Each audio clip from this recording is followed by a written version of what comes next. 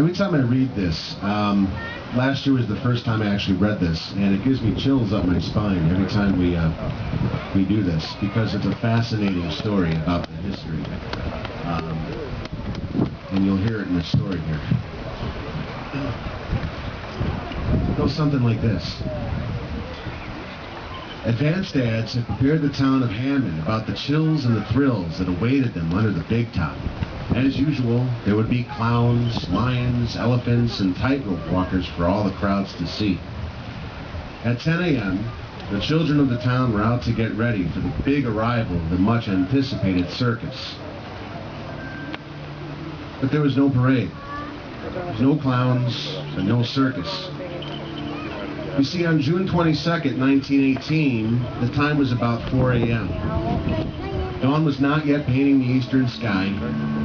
The Hagenbeck-Wallace Circus was scheduled to present its fabulous spectacle in the showgrounds at Hammond, Indiana, carrying 400 clowns, riders, and roustabouts, all fast asleep. The train had to make an emergency stop near Ivanhoe in order to cool an overheated wheel bearing box.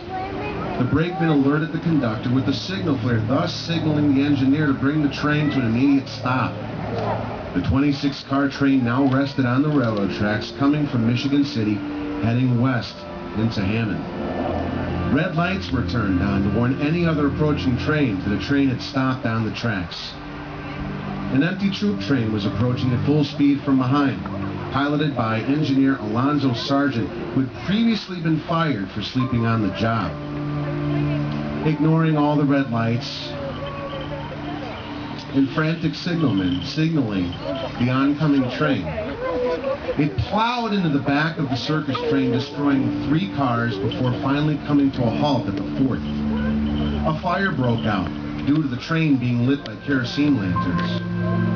Survivors of the crash were trapped underneath the burning wreckage and were unable to free themselves and escape the burning flames. An estimated 86 people died in that accident. Most of these people were roustabouts who were only known by their nicknames. Many had joined just recently. In fact, Hagenbeck-Wallace Circus only missed one single performance, though, which was the one in Hammond. By the next day, they borrowed enough acts from other circuses, including the well-known Barnum and Bailey, as well as the Ringling Brothers Circus, to be able to put on the scheduled show in Beloit, Wisconsin. As the news of the accident spread, the Showmen's League of America acted. The League's officers at once provided a resting place for the crash victims. 5 days after the crash, the survivors gathered right here at Woodlawn Cemetery for the burial of 56 of their fellows in a section owned by the Showmen's League of America, which was bought several months before the crash. Of the 56 performers, only 13 of the victims that were identified were buried. The names of the others are labeled Baldy and 4-horse driver. Almost all the others simply read unknown male followed by a number. Among the dead were Arthur Dietrichs and Max Nietzborn of the Great Dierks Brothers, which was a strongman act, and Jeannie Ward Todd of the Flying Wards. Most of the half of the showman's plot contains the victims of the 1918 wreck.